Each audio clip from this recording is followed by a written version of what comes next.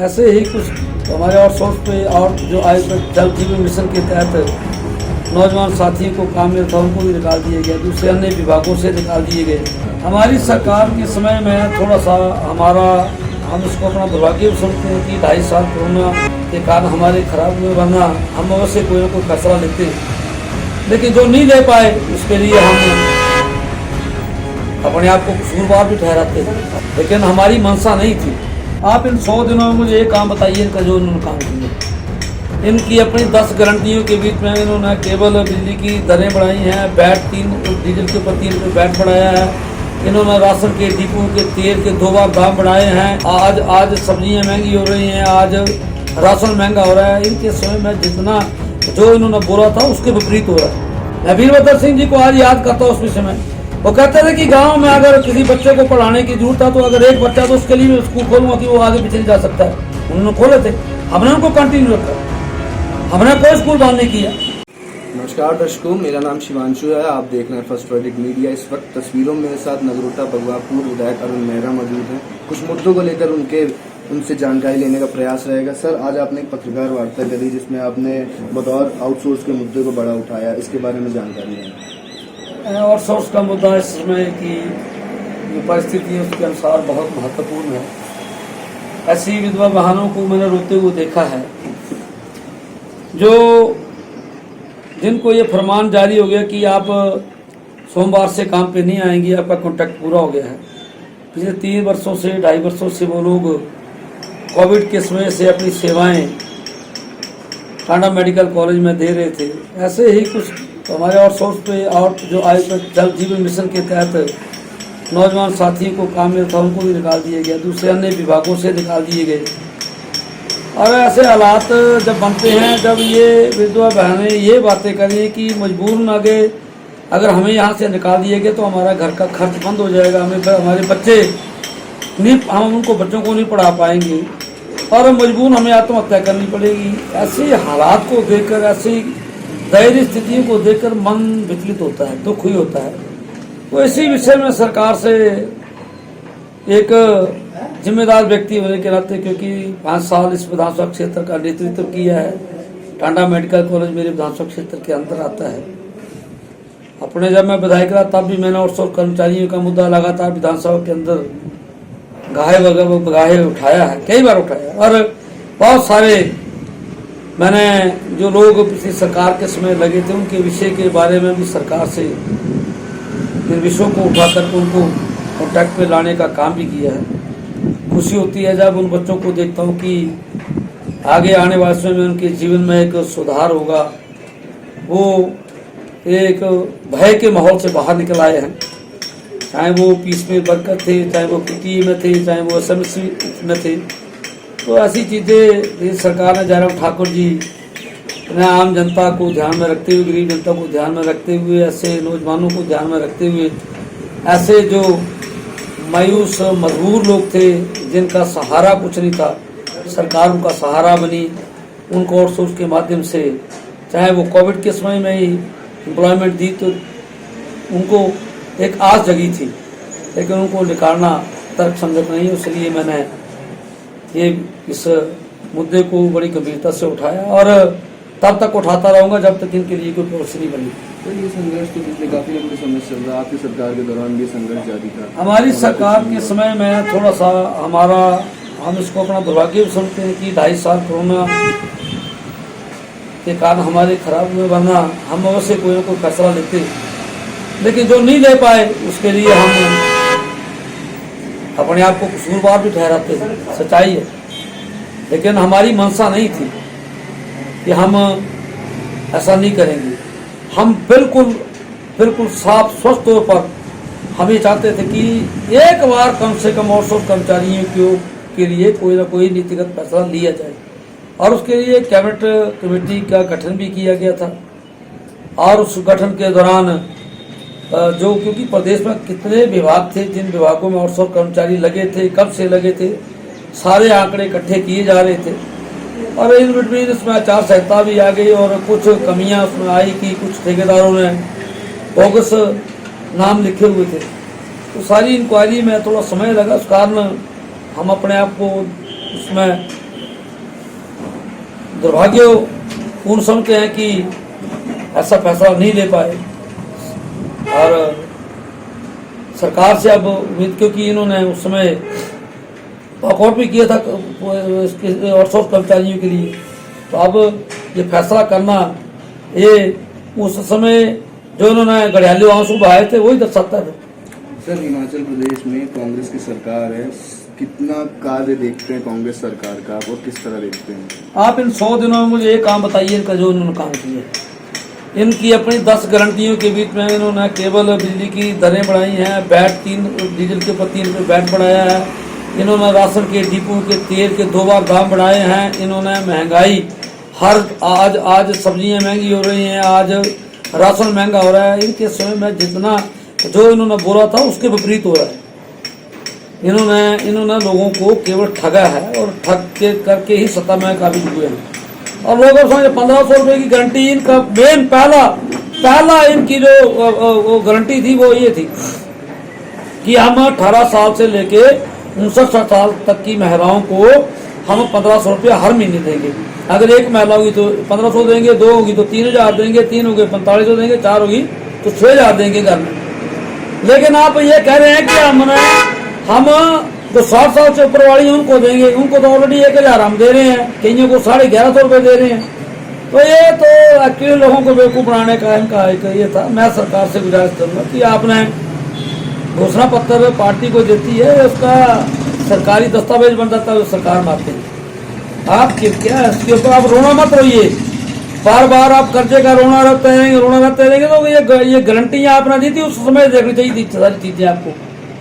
आपको ये मालूम था कि आप ये गारंटियां दे रहे हैं तो सरकार आपकी सत्ता में आ जाएगी, तब फिर ये रोना क्यों रो रहे हैं? आज से पहले हम जब आए थे हमारे पर 55,000 करोड़ रुपये उस समय पिछली सरकार का कर्जा था, हमने कभी नहीं बोला। हमने उसके लिए आगे साधन अपने जनरेट किए, उसके बावजूद भी कोरोना 2.5 साल तक रहा, आर्थिक दशा हमारी चरमराई, उसके बावजूद भी हमने प्रदेश को पीछे नहीं जाने दिया। और इसका जीता जागता उदाहरण है कि पिछले 6-7 महीनों के अंदर 900 कार्यालय खोलना, यह हमारे विकास की एक गाथा को दर्शाता है सामने, इनको मानना चाहिए। इसी के साथ सर एक चीज जोड़ना चाहूंगा, हिमाचल प्रदेश सरकार ने हाल ही में जो कांग्रेस सरकार उसने कई संस्थान भी डिनोटिफाई किए हैं, आपके भी कॉन्स्टिट्यूंसी से लगते हुए कई ऐसे क्षेत्र हैं जो इंस्टीट्यूट बंद हुए हैं, तो उन पर क्या टिप्पणी रहेगी आपकी? देखिए ये सरकार के लिए कफन की कील सिद्ध होगी। ये जो डिनोटिफाई किए ना, अभी तक तो लोग विरोध प्रदर्शन करना शुरू कर दिया है। आने वाले समय में आप देखते जाइए ये हजूम किस तरीके से बढ़ते जाएंगे। हमें ऑपोजिशन को जरूरत नहीं पड़ेगी, लोग खुद आएंगे। जो व्यक्ति मैंने वहां पे बड़ों के अंदर एक ब्लॉक ऑफिस खोला, मेरा टोरू से 60 किलोमीटर दूर नगोटा बगुआ में व्यक्ति आता था, उस समय आता था, शाम तक उसको केवल अधिकारी नहीं मिलते थे। आज अगर मैंने उसके लिए बड़ों में ब्लॉक ऑफिस खोला है तो उसको वहां घर के पास सुविधा प्राप्त हुई है। सरकार ने 18 पंचायतों के लिए ब्लॉक दिया है, तो ये लोगों की सुविधा के लिए सरकार बनती, सुविधा के लिए, लोगों की सुविधा के लिए। मैं वीरभद्र सिंह जी को आज याद करता हूँ उस विषय में। वो कहते थे कि गांव में अगर किसी बच्चे को पढ़ाने की जरूरत है तो अगर एक बच्चा तो उसके लिए स्कूल खोलूंगा कि वो आगे पीछे नहीं जा सकता है। उन्होंने खोले थे, हमने उनको कंटिन्यू रखा, हमने कोई स्कूल बंद नहीं किया। ये अब स्कूल संस्थान बंद करने जा रहे हैं। जब हमने स्कूल खोले थे कोरोना के बाद, अब नई भर्तियां आप होंगी, नए स्टूडेंट आप आएंगे, तो उस हिसाब से अब एक स्कूल जो है वो आपको 10 किलोमीटर दूर है या 8 किलोमीटर दूर है, उसी गांव में अगर स्कूल खुल जाए या अपग्रेड हो जाए तो बच्चों को, वहाँ के बच्चों को सहूलत मिल जाएगी, टाइमली वो स्कूल में चले जाएंगे। उनको जो बसों का किराया देना पड़ता है उसमें उनको बचत हो जाएगी, पेरेंट्स की चिंता दूर हो जाएगी। तो इस तरीके से बड़ा इंस्टीट्यूशन खुलने से लोगों को बड़े बेनिफिट मिले थे, लेकिन उससे एम्प्लॉयमेंट भी बढ़नी थी। नए इंस्टीट्यूशन खोलते हैं तो एम्प्लॉयमेंट बढ़ती है, नए इंस्टीट्यूशन खोलते हैं तो प्रमोशन चैनल भी आगे चलता है, मतलब बहुत सारे फायदे होते हैं नए इंस्टीट्यूशन से। इन्होंने बंद कर दिए तो उसका नुकसान तो जनता को उठाना पड़ेगा। इसके साथ ही सर एक सवाल मेरा रहेगा, नगरोटा बगवा ये जगह चर्चित रहती है ड्रग अब्यूज के लिए, सर तो युवाओं को प्रेरित कैसे करते हैं इनसे दूर रखने? देखिए वहाँ पर हमारी एक संस्था एडॉन मनोज मेहता जी के, उसमें काफ़ी हमारे लोग हैं उसमें जुड़े हुए, एडॉन संस्था चली है जो कि आज नोटा बगुओं के अंदर बहुत अच्छे तरीके से काम, बहुत सारे नौजवानों को हमने नशे से बाहर लाने का वो काम शुरू किया है। उनको दवाइयाँ दी जाती हैं, उसका खर्चा बहुत ज़्यादा आता है, लेकिन उसके बीच में समाज सेवी लोग उसके साथ जुड़े हुए हैं जो लगातार एडवांस संस्था का साथ देते हुए नौजवानों को नशे की लत से दूर लेके आ रहे हैं।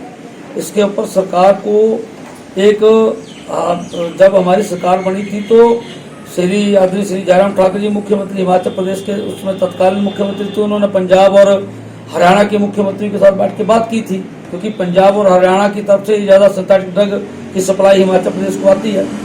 लेकिन फिर भी क्योंकि ये जाल कैंसर के तरह इतना फैल चुका था, उसको कंट्रोल करने में समय लगा। हमने काफ़ी हद तक उसको कंट्रोल किया था, इसलिए सरकार के समय बहुत सारे केसेस पकड़े गए थे। इसके लिए एक बहुत सख्त कोई कानून लेके आना पड़ेगा हमें, ताकि जो उसमें काम करते हैं, जब नौजवान बच्चे उसमें सम्मिलित हो गए, पेरेंट्स के लिए बड़ी चिंता का विषय बना। लेकिन फिर भी हमें इसके ऊपर सरकार को और काम करना पड़े। सरकार के साथ साथ समाज को इसमें भागीदार होना बहुत जरूरी है। बिना समाज के सरकार के लिए कुछ नहीं कर पाएगी। जब तक समाज की संस्थाएं इसमें जुड़ेंगी नहीं, तब तक इस मुहिम को आगे बढ़ाना मुश्किल होगा। इसे नशे को रोकने के लिए हर व्यक्ति का हमें साथ चाहिए, हर व्यक्ति इसमें भागीदार बने, इससे ही हम नशे के ऊपर रोकथाम कर सकते हैं।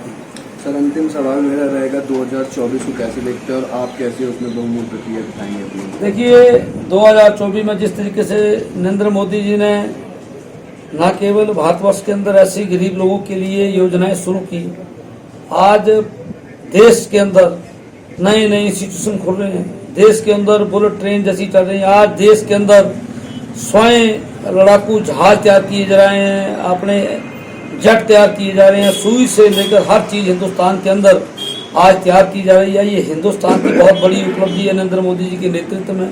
आज दुनिया में हिंदुस्तान का जो नाम है, वो आज हिंदुस्तान को विश्व गुरु के रूप में देखा जा रहा है।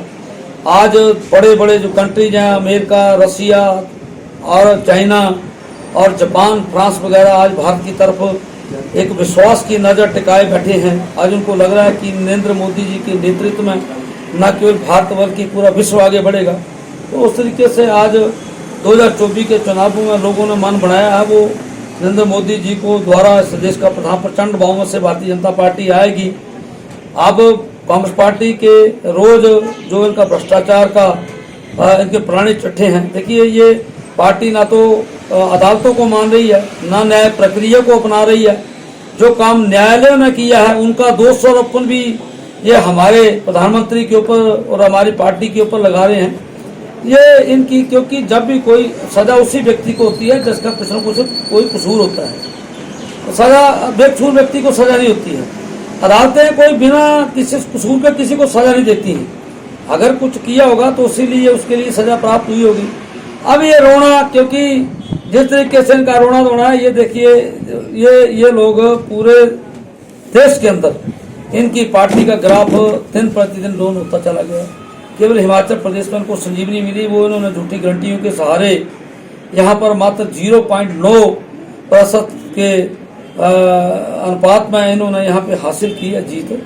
अदरवाइज अगर ये लोगों को झूठी गारंटियाँ लेके ना आती और स्वस्थ वालों को अंधकार में ना रखती तो शायद फिर भी हमारी सरकार आनी थी। लोगों का मुख्यमंत्री जयराम ठाकुर ने बड़े साल स्वभाव के व्यक्ति हैं, बहुत काम किए हैं। प्रथम बार वो मुख्यमंत्री बने थे, लेकिन फिर भी उसके बावजूद वो इजी अप्रोचेबल मुख्यमंत्री रहे हैं। हर व्यक्ति के साथ मिलना, हर व्यक्ति की व्यथा को सुनना, उसके अनुसार काम करना, सबके ऊपर विश्वास करना। तो उस तरीके से एडमिनिस्ट्रेटर वाली बात नहीं की उन्होंने। एक लोकतंत्र में जिस तरीके से एक नेता को जो जनता द्वारा चुना जाता है, उसी तरीके से उन्होंने काम किया। लेकिन लोगों को शायद पता नहीं, इनकी गारंटी के चक्कर में लोग उस चीज़ को भूल गए। लेकिन अब लोग पछता रहे हैं। 24 में सुखद परिणाम होंगे, 4/4 फिर यहाँ से आएगी और हम बिल्कुल पूरी तरह से आश्वस्त हैं कि यहाँ से हिमाचल प्रदेश से पिछले 2 लोकसभा चुनावों से 4/4 देते हैं, तीसरी बार भी 4/4 देंगे। फर्स्ट वर्डिक्ट मीडिया के साथ जुड़ने के लिए बहुत बहुत शुक्रिया सर। आपका भी बहुत बहुत धन्यवाद। दर्शकों, ये थे मेरे साथ नगरोटा बगवा के पूर्व विधायक अरुण मेहरा जी। धन्यवाद।